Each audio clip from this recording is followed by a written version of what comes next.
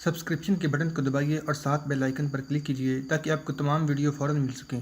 اس video پسند آنے کی صورت میں اسے لائک، کمنٹ اور شیئر کرنا مت بھولیں۔ طارق بن زیاد کو 5000 نفری کی کمک مل گئی اور اس نے اللہ کا شکر ادا کیا۔ کمک پہنچنے تک اس کے انتظار میں اس کی بے چینی اور بے قراری کا یہ عالم تھا کہ کبھی رات کو آنکھ کھل جاتی تو خیمے سے باہر آ کر اپنے محافظ دستے کے کمانڈر کو بلوا کر کہتا کہ ابھی 2 سوار سمندر کی طرف دوڑاؤ اور مجھے جگا کر بتاؤ کہ کمک آ رہی ہے یا نہیں۔ دن میں وہ ایک بار ساحل پر جا پہنچتا، اس اونچی چٹان پر چڑھ جاتا جس کا نام جبل طارق رکھ دیا گیا تھا، ایڑیاں اٹھا اٹھا کر سمندر کی وسعت پر نظریں دوڑاتا، اور جب اسے کمک کے جہاز آتے نظر نہ آتے تو اس کی ہر بات اور ہر حرکت سے غصے کا اظہار ہوتا تھا۔ اس کے سالار اسے کہتے تھے کہ کمک کو اتنی دور سے آتے بہت دن لگیں گے، میں جانتا ہوں کمک اتنی جلدی کیوں نہیں آ رہی۔ طارق کئی بار یہی ایک بات کہہ چکا تھا۔ امیر افریقہ نے قاصد کو خلیفہ کی طرف دمشق بھیج دیا ہوگا اور اس سے کمک کی درخواست کی ہوگی۔ دمشق سے کمک آتے 3 نئے چاند طلوع ہوں گے۔ بوڑھے اور جوان میں یہی تو فرق ہوتا ہے۔ ایک بار اس نے کہا تھا، موسیٰ بن نصیر بہت بوڑھا ہو گیا ہے، وہ اب ہر کام آرام آرام سے کرتا ہے، اسے یہ نہیں بولنا چاہیے تھا کہ میں جوان ہوں اور میں بے صبر ہوں، اور یہ تو اس نے کئی بار کہا تھا۔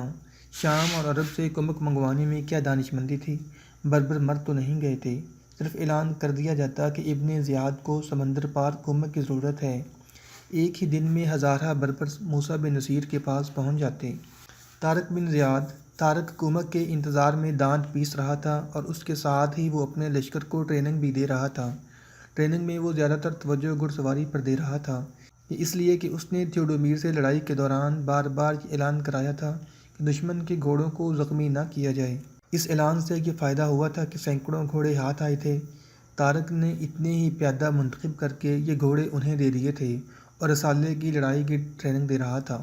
وہ بیکار بیٹھنے والا آدمی نہیں تھا، اس کے علاوہ اسے یہ احساس بھی بے چین کر رہا تھا کہ اندلسی جرنیل تھیوڈومیر جو شکست کھا کر بھاگ گیا ہے وہ کہیں جا کر بیٹھ نہیں گیا ہوگا اور وہ طارق کی پیش قدمی کا انتظار نہیں کر رہا ہوگا، بلکہ شکست کو فتح میں بدلنے کے لیے اور حملہ آوروں کو اندلس سے نکالنے کی تیاری کر رہا ہوگا۔ طارق کو یہ اطلاع تو مل چکی تھی کہ اندلس کا بادشاہ راڈرک اپنے دارالحکومت سے بہت دور ایک بغاوت شروع کرنے گیا ہوا ہے۔ طارق بن زیاد اس کی غیر حاضری اور طلیطہ سے اتنی زیادہ دوری سے یہ فائدہ اٹھا سکتا تھا کہ آگے بڑھ کر اندلس کا کچھ اور دفاعی نظام توڑ کر مزید علاقے پر قبضہ کر لے اور اس ملک کی کچھ اور فوج کو تباہ کر دے۔ آخر کمک آ گئی۔ طارق نے 5000 کی اس کمک کو صرف ایک رات آرام کی مہلت دی اور اگلی صبح کوچ کر گیا۔ اس نے جولین سے معلوم کر لیا تھا کہ آگے کیا کچھ ہے۔ اسے بہترین جاسوس جو ملا تھا وہ ہنری تھا۔ اس نے فلورینڈا سے وعدہ کیا تھا کہ راڈرک کا سر کاٹ کر لائے گا۔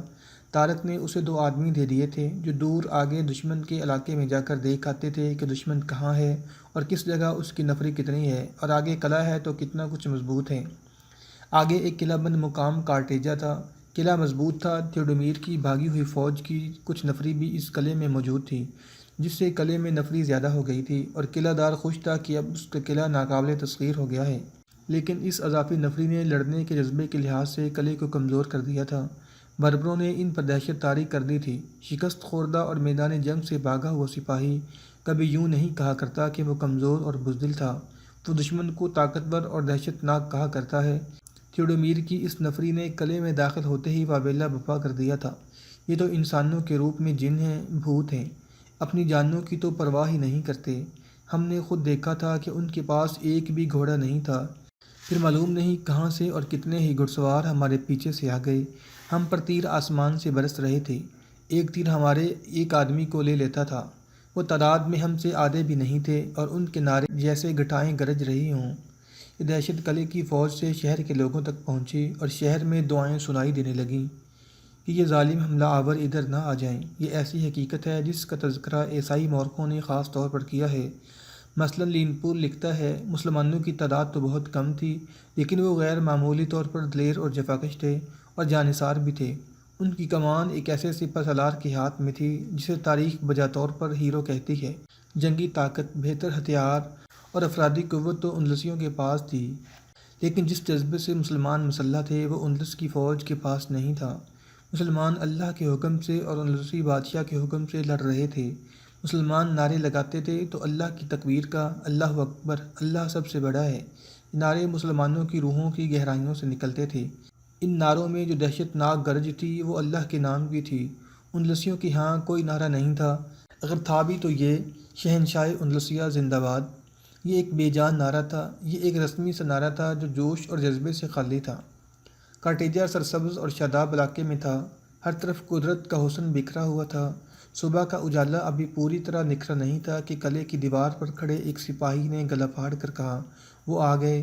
پھر یہ آواز قلعہ بند فوج کے کئی سپاہیوں کی آواز بن گئی، اور پھر اس آواز نے ساری آبادی میں افراتفری اور نفسا نفسی برپا کر دی۔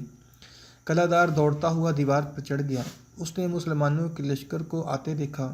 اس نے تھیوڈومیر جیسے تجربہ کار جرنیل کو اس لشکر سے شکست کھا کر بھاگتے دیکھا تھا۔ تھیوڈومیر نے کچھ دیر اس قلعے میں بھی قیام کیا تھا اور قلعہ دار کو لڑائی کے حالات سنائے تھے، اور ایسے انداز سے سنائے تھے کہ قلعہ دار پر خوف طاری ہو گیا تھا۔ اب وہ جنوں اور بھوتوں کا لشکر قلعہ دار کے سر پر آ گیا تھا۔ قلعے کے دروازے پکے بند کر دو، اس نے دیوار پر کھڑے کھڑے حکم دیا، اور ہر دروازے کے سامنے تیار رہو۔ دیوار پر تیر انداز اور برچیاں پھینکنے والے پہنچ گئے، دروازوں کو اندر سے اور زیادہ مضبوطی سے بند کر دیا گیا، اور ہر دروازے کے سامنے اندر کی طرف بہت سی نفری کھڑی ہو گئی۔ مسلمان فوج بڑی تیزی سے آ گئی اور قلعے کے ارد گرد پھیل گئی۔ طارق بن زیاد نے اندلس کی زبان میں اعلان کرایا کہ قلعے کے دروازے کھول دو اور ہتھیار ڈال دو، اگر ہمارا ایک بھی آدمی زخمی ہوا یا مارا گیا اور ہم دروازے توڑ کر خود قلعے میں داخل ہوئے تو تمہاری فوج کا انجام بہت ہی بھیانک ہوگا۔ اگر خود دروازے کھول دو گے تو بہت اچھے سلوک کے حقدار بنو گے، ہم محاصرہ لمبا نہیں کریں گے۔ آج کا سورج اس وقت غروب ہوگا جب ہم قلعے کے اندر ہوں گے۔ تمہارا سورج غروب ہو چکا ہے، قلعے کی دیوار سے آواز آئی، ہمت کرو اور دروازے خود کھول لو۔ طارق بن زیاد نے اپنے اعلان کو دہرانے کی ضرورت نہ سمجھی، اس نے اپنے متعلق ٹھیک کہا تھا کہ میں جوان ہوں اور بے صبر ہوں۔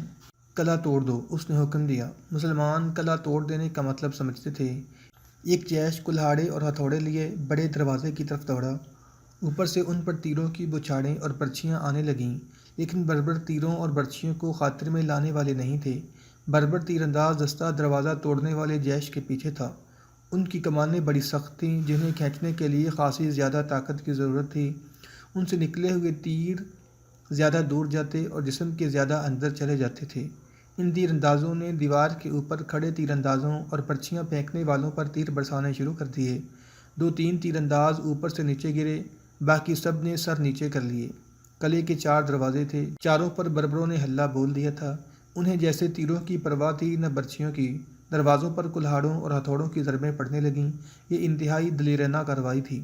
قلعے یوں فتح نہیں کیے جاتے، کیونکہ کوئی سپہ سالار اور کوئی جرنیل اپنی فوج کو اس طرح خطرے میں نہیں ڈالا کرتا تھا، لیکن طارق بن زیاد کا اصول یہ تھا کہ خود دشمن کے لیے دہشت ناک خطرہ بن جاؤ تو تمام خطرے ٹل جاتے ہیں۔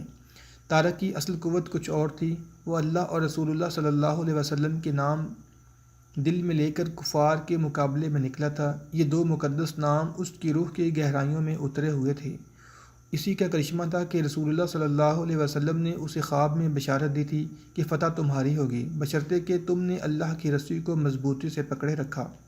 یہ تو اللہ تبارک و تعالیٰ کا وعدہ ہے، اگر تم میں سے 20 آدمی ثابت قدم رہنے والے ہوں گے تو وہ 200 کفار پر غالب آئیں گے، اور اگر تم میں سے 100 آدمی ثابت قدم رہنے والے ہوں گے تو 1000 کفار پر غالب آئیں گے۔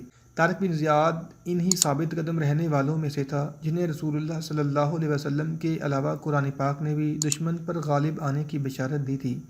وہ کارٹیجا کے قلعے پر بھی غالب آ گیا۔ ایک ہی دروازہ ٹوٹا تھا کہ مسلمان رکے ہوئے سیلاب کی مانند اندر چلے گئے۔ قلعے کی فوج نے مقابلہ تو کیا، لیکن اس مقابلے میں جان نہیں تھی۔ قلعہ دار نے جلد ہی ہتھیار ڈال کر اپنی فوج کے مزید خون خرابے کو روک دیا۔ طارق بن زیاد نے پہلا حکم یہ دیا کہ گھر گھر میں یہ اعلان پہنچا دیا جائے کہ کوئی فرد بھاگ نہ جائے، سب لوگ اپنے گھروں میں رہیں، ان کے جان و مال اور عزت و آبرو کی پوری حفاظت کی جائے۔